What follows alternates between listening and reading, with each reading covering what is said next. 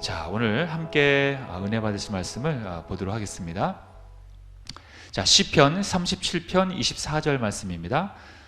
성경책을 보시거나 아니면 화면을 보시면서 구약성경 시편 37편 24절 말씀을 함께 봉독하겠습니다. 시작. 그는 넘어지나 아주 엎드러지지 아니함은 야훼께서 그의 손으로 붙드심이로다.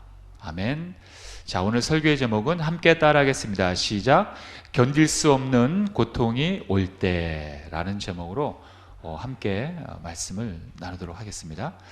우리가 성경을 보면은 참 많은 믿음의 선진들이 환난과 고통 가운데 살았음을 우리는 볼 수가 있습니다. 그런데 자세히 보면은 그 믿음의 선진들이 어떤 특별한 죄를 지었기 때문에 그 죄의 대가에 의해서 환난을 치르는 것이 아님을 우리는 알 수 있습니다. 우리가 지금 새벽 기도회 때 묵상하고 있지만은 욥이 고난을 참 많이 받습니다. 끔찍한 고난을 받는데 욥이 고난을 받는 그 이유는 그가 어떤 죄를 지었기 때문에 형벌을 받는 것이 아니라 단 하나님의 믿음의 테스트였습니다. 요셉도 마찬가지입니다. 요셉 또한 형들에 의해서 애국으로 팔려가서 감옥살이를 하면서 참 많은 고난을 겪지만 그 역시 요셉이 어떤 특별한 죄를 지었기 때문에 그런 환난을 당하는 게 아니었어요. 또 다니엘도 마찬가지입니다. 다니엘이 사자굴에 들어간 것도 역시 그가 죄를 지었기 때문에 형벌을 받는 것이 아니었습니다. 또 우리가 신약에 와서 보면 태어날 때부터 맹인된 사람을 나오는데 예수님께서 그에게 그럽니다. 그는 그의 죄 때문이 아니라 하나님의 하시고자 하는 일을 나타내기 위함이다. 이렇게 말씀하십니다. 또한 사도행전에 보면은 스데반이 돌에 맞아서 끔찍한 그러한 죽음을 맞이하게 됩니다. 스데반 역시도 어떤 죄를 지었기 때문에 그런 끔찍한 죽음을 맞이하는 것이 아니었어요. 하나님의 어떤 특별한 하나님만의 그 독특한 역사하심 속에 있었다는 것입니다. 이러한 믿음의 조상들을 보면 우리가 생각하는 것처럼 꼭 죄를 지어서 형벌을 받는 그러한 것이 아님을 우리는 알 수 있다는 것입니다. 그 환난 속에서 하나님이 하시고자 하는 우리가 알 수 없는 하나님만의 그 독특한 선하신 역사가 있음을 우리는 알게 됩니다. 그런데 우리는 나중에 알게 돼요. 그게 참 안타까워요. 그 즉시 알게 되면은 우리가 그 환난을 당해도 견딜만 한데 그것이 나를 위한 선하신 하나님의 역사하심이었다는 것을 참 우리는 오랜 시간이 지나서야 깨닫게 됩니다. 그래서 하나님께서는 우리에게 인내하라고 말씀하시는 것입니다. 그런데 지금 우리가 이 2021년도 현실을 보면 참 많은 사람들이 그 절망 가운데 고통을 호소하고 있습니다. 장기화된 코로나 사태로 인해서 특히 경제가 추락하고 또 많은 사람들이 직장을 잃고 그에 따라서 사람들의 그 정신과 육신이 모두 지쳐있는 상태라는 것입니다. 특히 가정을 지켜야 하는 집안의 가장들, 그리고 미래를 준비해야 하는 청년들, 그리고 소상공인들, 바로 이러한 분들은 정말로 일반 사람들보다도 더 많은 그러한 염려와 불안 속에서 절망 가운데 있다는 것입니다. 그런데 그러한 절망보다도 더 무서운 현상이 있습니다. 그것은 바로 이 절망 때문에, 이 고난 때문에 하나님을 원망하며 교회를 떠난다는 그러한 현상입니다. 하나님을 버리는 현상입니다. 그동안 내가 그렇게 신앙생활 열심히 하면서 하나님을 믿었건만 왜 나에게 축복을 주시 않느냐는 이유입니다. 제가 분당에서 그 청년부 사역을 3년 동안 했었는데요. 그때 어머니와 그 자매 둘이 아주 열심히 청년부 예배를 열심히 나왔습니다. 근데 어느 날 갑자기 저한테 찾아와서 교회를 안 나오겠다는 거예요. 다음 주부터 안 나오겠다고 저한테 엄포를 놓는 것입니다. 아니, 가면은 조용히 가시면 돼. 저한테 꼭 그렇게 말을 합니다. 그래서 이유가 뭡니까? 제가 뭐 실수한 거라도 있습니까? 아니면 뭐 우리 분당교회 뭐 불편한 점이 있습니까? 이렇게 얘기하니까 이유는 다른 게 아니라 교회를 다녀도 좋은 일이 생기지 않는다는 거예요. 그래서 그 소리를 듣고 전혀 뜻밖의 얘기를 하는 그것에 제가 좀 많이 당황을 했던 기억이 납니다. 그래서 이런저런 이야기를 해 주었음에도 불구하고 그 자매와 그 어머님은 교회를 그 다음 주부터 안 나왔었습니다. 그런 일이 있었어요. 저는 오늘 바로 그러한 분들을 볼 때마다 어떤 환난과 고난과 그 절망을 통해서 그 마음의 상처를 갖고 하나님께 원망하며 완전히 하나님을 믿는 신앙을 버리고 떠나는 분들을 보면서 오늘은 특별히 그런 분들과 함께 말씀을 좀 나누길 원합니다. 과연 우리의 고난이 하나님을 떠날 만한 그 합당한 이유가 되는지, 그리고 하나님을 떠났다면 정말 행복하게 잘 살 수 있는지를 우린 스스로 정말 진지하게 한번 자문자답 해봐야 된다는 것입니다. 그래서 오늘은 절망 속에서 하나님의 품을 떠난, 또는 하나님의 품을 떠나고자 하는, 그렇게 고민하고 있는, 망설이고 있는 그러한 모든 분들과 함께 오늘의 말씀을 나누고자 합니다. 저 또한 그런 경험이 있었고 많은 분들이 그러한 고민을 아마 할 것입니다. 자, 첫 번째로 절망하시는 분들께 저는 이렇게 말씀드리고 싶습니다. 자, 함께 읽겠습니다. 시작. 차라리 하나님을 원망하세요. 아니, 목사님 참 이상한 말씀하시네. 맨날 원망하는 건 나쁘다고 하면서 하나님을 원망하라니. 자, 물론 원망하는 것은 나쁜 것입니다. 하나님께 원망하든 타인에게 원망하든 내가 내 자신에게 원망하든, 원망이라는 것은 정말 우리의 마음을 그 절망 가운데 빠뜨리는 지름길입니다. 또한 원망이라는 것은 죄를 짓기에 참 좋은 환경에 마음의 밭을 만들어주는 것입니다. 원망을 하면 참 속이 시원할 것 같은데 원망할 때만 잠시 그렇고 원망하고 나서는 더 마음이 괴로워요. 절망의 늪으로 더 빠져들게 됩니다. 그런데 원망보다 더 위험한 것은 조금 전에 얘기했듯이 하나님을 완전히 떠나는 것이라고 제가 말씀드렸어요. 굉장히 극단적인 행동으로서 정말 해서는 안 될 굉장히 위험한 그러한 결정입니다. 자, 욥은 하나님으로부터 믿음의 테스트를 받습니다. 첫 번째로 전 재산을 다 잃어버립니다. 그때 당시에 욥은 갑부였습니다. 정말 부자였습니다. 갖고 있었던 모든 짐승들 그리고 노예들 모두가 잃어버립니다. 그리고 특별히 이 욥을 가슴 아프게 했던 것은 바로 그 10명의 모든 자녀들이 모두 죽음을 맞이하게 된 것입니다. 거기에다가 아내마저도 자기를 저주합니다. 또 거기에다가 온몸에 악성 종기가 나서 그야말로 인간이 겪는 고통 중에 최악의 고통을 경험하게 됩니다. 처음에 욥은 하나님을 원망했나요? 원망하지 않았나요? 처음에는 원망하지 않았습니다. 욥은 하나님을 원망하지 않았지만 점점점 그 고통이 심해지자 욥도 역시 인간이기에 하나님을 원망하기 시작합니다. 참 이렇게 욥과 같은 하나님이 인정한 그런 의인도 하나님을 원망하니 이것을 보면요, 하나님이 내리신 고통을 견딜 수 있는 인간은 이 땅에 아무도 없습니다. 여러분, 욥은 어떻게 원망합니까? 차라리 나를 죽여달래요. 하나님, 차라리 이 고통을 내가 견딜 수가 없으니 차라리 나를 죽음 가운데 내버려 달라고 하나님께 호소합니다. 차라리 죽음의 세계로 들어가는 것을 욥은 더 원하고 있었던 것입니다. 그러나 욥은 한편은 이렇게 하나님을 원망하지만 또 한편으로는 하나님한테 구원해 달라고 호소합니다. 결국 욥의 원망을 우리가 자세히 보면요, 하나님의 품 안에서 원망하는 것입니다. 하나님을 떠나서 이방신에게 간구한다거나 아니면 하나님을 완전히 떠나서 이 세상의 가치관으로 들어간 것이 아니었다는 것입니다. 하나님께 탄원하고 원망은 했지만 결국 하나님 품 안에서 하나님께 원망하고 탄원하고 결론적으로는 나를 구원해달라고 외쳤던 게 욥이었다는 것입니다. 하나님, 왜 나에게 이런 고통을 주십니까? 차라리 죽음으로 인도해 주세요. 아니면 나를 구원해 주세요. 이렇게 하나님께 호소할 뿐 결국 하나님의 품 안에서 눈물을 흘리고 있었던 게 바로 욥이었다는 것입니다. 원망은 했지만 결코 하나님의 그 곁을 떠나지 않았던 게 바로 욥이었다는 것입니다. 여러분들도 고통이 올 때 그냥 무심하게 하나님을 떠나는 것이 아니라 차라리 하나님을 원망하되 하나님께 탄원하되 그분 안에 머무시길 바라겠습니다. 마음껏 하나님을 원망하세요. 마음껏 하나님께 탄원을 올리세요. 왜 이런 고통을 나한테 허락하셨습니까? 하지만 살 길을 주세요.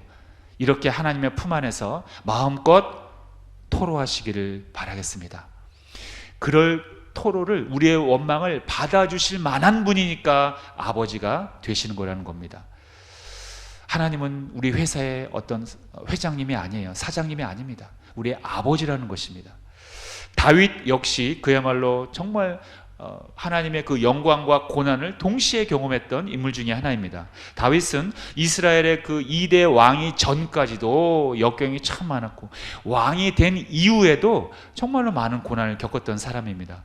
그도 하나님께 원망도 하고 동시에 탄원도 하고 정말 많은 눈물의 기도를 올렸던 사람 중에 하나가 바로 다윗이었던 것입니다. 그러나 역시 다윗 역시도 그렇게 죄를 짓고 하나님한테 많은 훈련을 받고 또 하나님한테 많은 원망도 하고 탄원도 했지만 결코 이방신을 섬겼다라든가 아니면 세상으로 완전히 나갔다든가 이런 경우가 단 한 번도 없었습니다. 모두 하나님의 그 품 안에서 하나님께 탄원을 올려드렸다는 것입니다.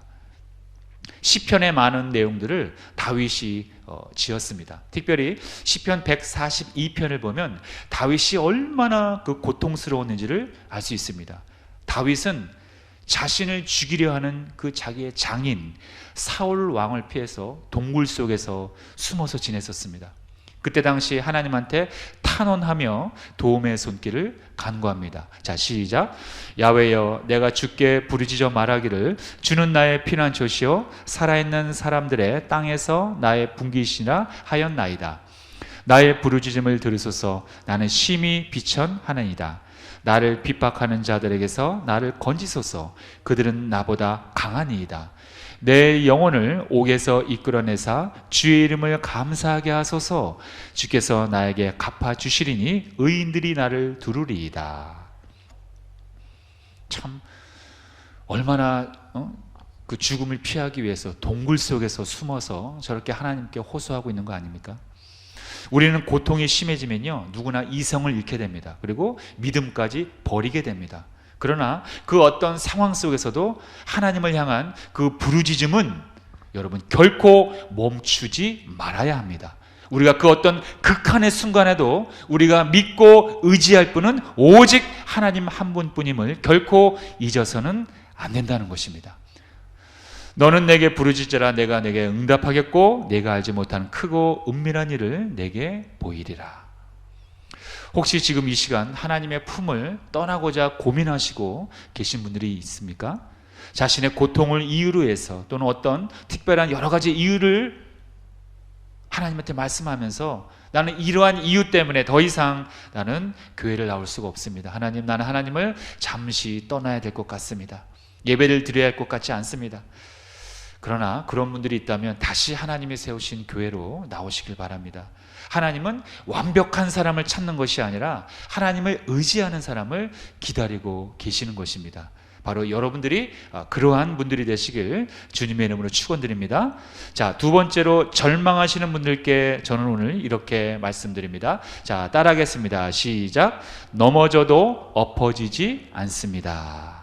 자, 우리에게 있어서, 우리 사람에게 있어서 최고의 넘어짐은 무엇입니까? 어떤 사람은 그동안 자기가 쌓아왔던 그 직장과 돈을 잃어버리는 것이 인간에게 있어서 가장 큰 넘어짐이라고 합니다. 어떤 사람은 명예를 잃는 것, 어떤 사람은 권력을 잃어버리는 것이 가장 큰 인간의 넘어짐이라 합니다. 그러나 그것보다 더 가장 최고의 끝에 넘어짐이 있습니다. 그것은 다름 아닌 바로 생명을 잃어버리는 것이 인간에게 있어서 가장 극악에 넘어지는 것입니다.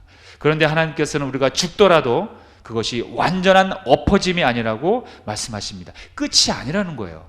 이런 원리가 이 세상에 여러분 통합니까? 사람이 죽으면 그게 끝이지 완전 엎어진 것이지 더 이상 뭐가 있단 말입니까? 이게 세상의 이치 아닙니까? 그러나 하나님은 우리에게 이렇게 말씀하십니다. 그러한 세상의 가치관에 정면 돌파하시면서 이렇게 우리에게 진리의 말씀을 주십니다. 자, 시작.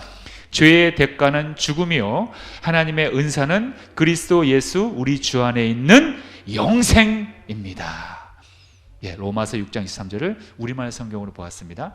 죄가 주는 열매는 결국 우리에게 죽음입니다. 그러나 하나님이 주신 우리에게 은사는 예수님 안에 있는 영원한 생명이라는 것입니다.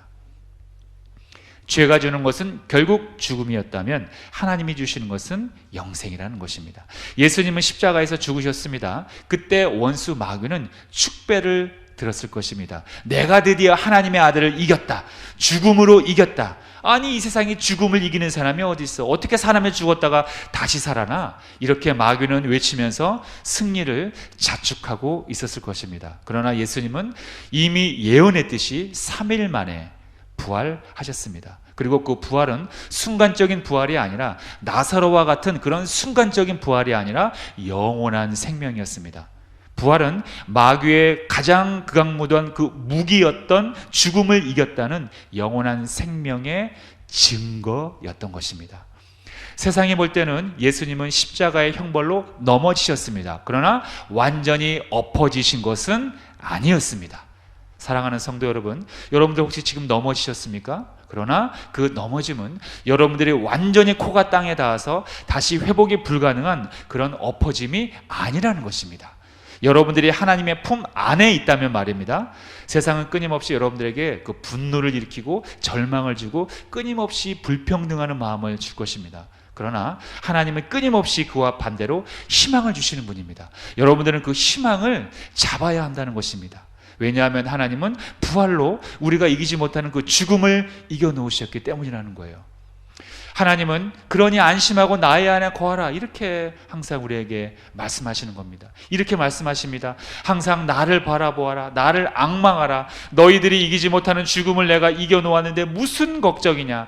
죽음이라는 그 어미가 죽었으니 그 어미의 자식인 절망과 낭망은 이제 너희를 더 이상 사로잡지 못한다. 그러니 나를 바라보고 소망을 가져라. 어려움이 오더라도 내 안에 거한다면 충분히 승리할 수 있다. 이렇게 말씀하시는 것입니다. 믿으십니까? 자, 그럼 이사야 40장 한번 읽어볼까요? 시작. 너는 알지 못하였느냐, 듣지 못하였느냐?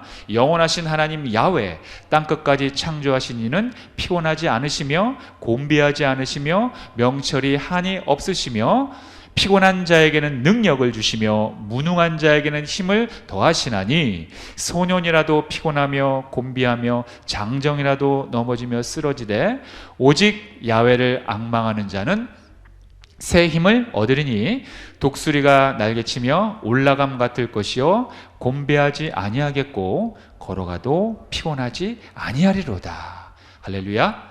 꼭 기억하시기 바랍니다. 우리가 하나님의 품 안에 있다면 우리의 넘어짐은 그거는 완전한 엎어짐이 결코 아니라는 것입니다. 결국에는 하나님이 우리를 일으켜 세워주신다는 것을 꼭 기억하시기 바랍니다. 그러니 우리는 완전히 절망할 필요가 없다는 것입니다.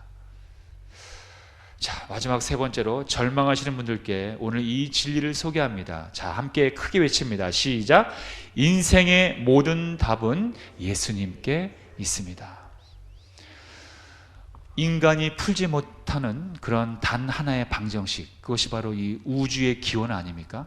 모든 자연과학자들이 그거를 풀기 위해서 평생을 걸쳐서 연구하고 자기가 해답을 내리지 못한 것을 다음 세대로 계속해서 미뤄서 지금 연구하고 있는 것이 이 우주의 기원 아닙니까?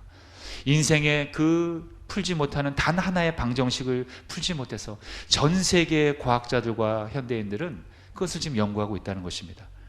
그러나 어리석은 인간의 한계라는 것입니다. 인생의 모든 답은 결국 예수님 안에 있다는 것입니다.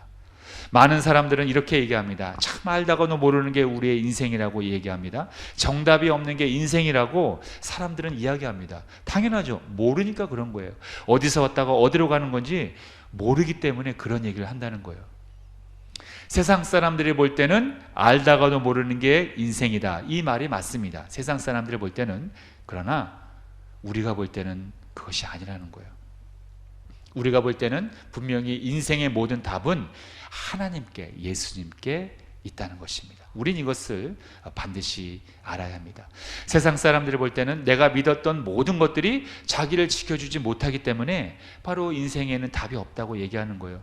아무리 돈을 많이 모아도, 명예를 얻어도, 건강을 해도 결국 내가 죽어야만 하고 죽을 때도 나 혼자 간다는 거예요. 그렇기 때문에 그 세상의 그 어떤 것도 나를 지켜주지 못하고 나와 동행하지 못한다는 것을 알기 때문에 인생에는 답이 없다고 세상은 이야기하는 것입니다. 모든 것이 나를 배신하고 모든 진리가 다 변하기 때문에 인생에는 답이 없다고 세상은 이야기하는 것입니다. 그러나 우리는 환경에 따라 변하지 않는 절대적인 선한 진리를 우리는 알고 있습니다. 그것만이 인생의 정답인데 그 진리가 여러분 무엇입니까? 바로 이것입니다. 자, 시작. 예수께서 이르시되 내가 곧 길이요 진리요 생명이니 나로 말미암지 않고는 아버지께로 올 자가 없느니라. 할렐루야. 정말 우리가 죽을 때까지 놓지 말아야 할 핵심적인 그러한 우리 인생의 모범 답안입니다. 무엇이 진리라고요? 예수님만이 진리라는 거예요. 예수께서 이르시되 내가 곧 길이요 진리요 생명이니 길, 진리, 생명이니 나를 통하지 않고서는 하나님께로 갈 자가 없다는 것입니다. 세상은 이렇게 외칩니다. 과학이 진리다. 문화가 진리다. 사람이 먼저다. 그러나 그것은 얼핏 들으면 그럴듯하고 맞는 것 같지만 결론적으로는 틀린 말입니다. 진리는 사람이 먼저가 아니라 사람의 생사화복을 주관하시는 하나님이 먼저라는 거예요. 굉장히 중요한 우리의 진리입니다. 북한의 김일성은 그 국민들을 통제하고 자신을 신격화하기 위해서 종교와도 같은 하나의 사상이 필요함을 알게 됩니다. 그래서 보좌관들을 불러서 그러한 하나의 이념을 만들게 됩니다. 그 이념이 바로 주체 사상이라는 것입니다. 그 주체 사상의 핵심 내용은 사람이 먼저라는 것을 강조하고 있습니다. 내가 주체자가 되어야 모든 것을 변화시킬 수 있고 완전한 세계를, 그 파라다이스를, 낙원을 만들 수 있다는 내용입니다. 겉으로 보기에는 얼뜻 그럴듯한 말 같지만 굉장히 위험한 그러한 진리이고 왜곡된 말입니다. 인생의 주체자는, 인생의 주관자는 내가 아니라 바로 우리 인간을 창조하신 하나님이 되셔야 가장 안전한 것입니다. 잠언서 16장 9절. 자, 시작. 사람이 마음으로 자기의 길을 계획할지라도 그의 걸음을 인도하시는 이는 야훼이시니라. 예. 여러분들 믿으시죠? 예. 아무리 내가 계획을 할지라도, 거창한 계획을 했을지라도 그 걸음을 최종적으로 우리의 인간의 역사를 인도하시는 분은 바로 하나님이시라는 것을 우리가 생명처럼 여겨야 한다는 거예요. 단순히 이거를 그냥 아는 정도가 아니라 내 목숨처럼 여겨야 한답니다. 그러지 않으면 믿음을 다 빼앗겨 버립니다. 내 생명처럼, 내 목숨처럼 저 진리를 붙잡고 우리는 살아야 한다는 것입니다.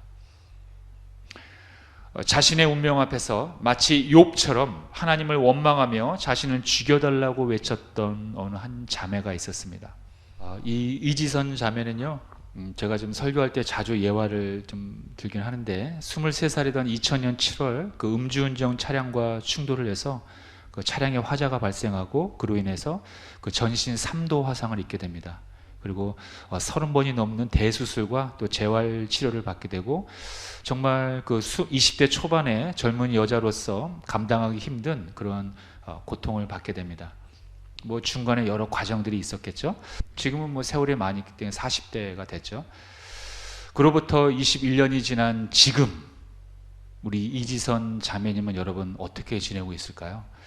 지금은 그 한동대학교 상담심리 사회복지학부 교수가 되었습니다. 이렇게 되었는데요, 사람들이 이지선 자매에게 묻습니다. 만약에 사고 이전의 모습으로 돌아간다면 어떤 모습으로 돌아가고 싶냐고 물어봤을 때 이 이지선 자매는 이렇게 얘기했다고 합니다. 안 돌아가겠습니다. 왜냐하면 정말로 중요하고 영원한 것은 눈에 보이지 않습니다. 없어질 것을 향해 달려가는 것이 아니라 영원한 것을 위해 나의 인생을 하나님께 드리고 싶습니다. 이렇게 고백했다고 합니다. 참 이 이지선 자매님을 통해 저도 볼 때마다 하나님께서 왜 아무런 죄도 짓지 않은 이런 착한, 교회도 잘 다니고 있었던 이런 20대 초반의 대학생에게 왜 이런 고난을 주셨을까? 감당하기 힘든 이 환난을 주셨을까? 우리가 알 수 없는 이 하나님의 뜻을 어떻게 우리가 해석해야 하냐는 것입니까? 그러나 21년이 지난 지금 생각을 해보면 우리나라에서 이 화상으로 인해서 수많은 사람들이 자살하고 절망하고 있다고 합니다. 참 그 많은 죽어가는 그 불쌍한 영혼들을 볼 때 하나님이 얼마나 마음이 아팠을까요? 하나님께서는 아마도 저 이지선 자매에게 이러한 믿음을 주셔서 그동안 화상을 통해서 정말 그 아까운 영혼들이 자살로 인해서 또는 절망하고 있는 그 많은 영혼들이 이 이지선 자매의 삶을 보고 다시 희망 갖고 살게 하시려고 하나님께서 그렇게 하시지는 않았는가, 이렇게 저는 감히 생각을 해봅니다. 여러분, 예수님도 십자가 처형을 당하시기 전에 하나님께 기도합니다. 이 십자가의 고난을 내게서 거두어 달라고. 하나님의 아들은 예수님조차도 그렇게 기도하셨습니다. 왜냐하면 예수님은 완전한 하나님이셨지만 동시에 또 완전한 인간이셨기 때문에 그 물리적인 고통을 힘들어하셨다는 거예요. 그래서 주님도 십자가의 고난을 옮겨달라고 기도하셨던 것입니다. 그런데 예수님께서 이렇게 호소하실 때 하나님은 들어주셨나요? 아닙니다. 침묵하셨습니다. 그 침묵의 의미는 십자가의 고난을 실행하겠다는 거예요. 여러분, 주님도 이렇게 십자가의 고난 앞에서 하나님께 호소하며 탄원했습니다. 땀이 피가 될 정도로 절실하게 기도하셨다는 거예요. 하물며 연약한 우리들이 하나님께 원망하고 호소하는 것이 어찌 큰 허물이 되겠습니까? 다만 우리는 하나님의 품 안에서 그 선하신 하나님의 그 성품을 의지하면서 우리는 부르짖어야 한다는 것입니다. 하나님께서는 여러분들을 절대로 엎어지지 않도록 여러분을 강하게 하나님의 의로운 오른손으로 붙잡아 주신다는 것을 꼭 기억하시길 바라겠습니다. 그래서 우리는 인생의 절망 앞에서 이것만을 바라보아야 합니다. 이것이 무엇입니까? 바로 십자가로 승리하신 예수 그리스도이십니다. 그것이 우리의 정답이라는 거예요. 그리고 오늘 이렇게 여러분들과 함께 기도하기 원합니다. 저도 그렇게 기도하겠습니다. 주님, 내가 그 십자가의 주님과 함께 동행하기를 원합니다. 그러하옵나니 이 불평 많은 나를 받아주옵소서. 내가 여기 있나이다. 이렇게 함께 기도하길 소망합니다. 그래서 그 예수님의 품 안에 있는 여러분들의 모습을 꼭 발견하시길 예수님의 이름으로 축원드립니다. 그래서 여러분들 모두가 주님과 함께 동행하심으로 말미암아 이 어려운 환난 가운데, 이 절망 가운데서 반드시 마지막 최후의 승리자가 되시기를 주님의 이름으로 축원드립니다. 축원드립니다. 네, 기도하겠습니다. 하나님은 우리에게 말씀하십니다. 일어나 걸어라. 내가 새 힘을 주겠다. 너를 이렇게 세워주겠다. 그러하니 세상을 바라보지 말고 나를 바라보라. 나를 앙망하라. 독수리같이 새 힘을 주겠다. 이렇게 날마다 우리에게 희망의 말씀을 주시는데 우리는 하나님을 바라보지 않고 내 절망을 바라보고 환경을 바라봄으로 말미암아 우리의 믿음이 떨어질 때가 있습니다. 그러나 오늘 다시 한번 내가 하나님을 바라보길 원합니다. 십자가에서 죽음을 이기시고 부활로 이겨놓으신 예수 그리스도의 승리를 내가 바라봅나니 하나님, 나를 이렇게 세워주시고 나에게 희망을 주시옵소서. 내가 주님 안에 거하기 원합니다. 하나님, 나를 붙잡아 주시옵소서. 예수님의 이름으로 기도하옵나이다. 아멘. 우리 다시 한번 나의 등 뒤에서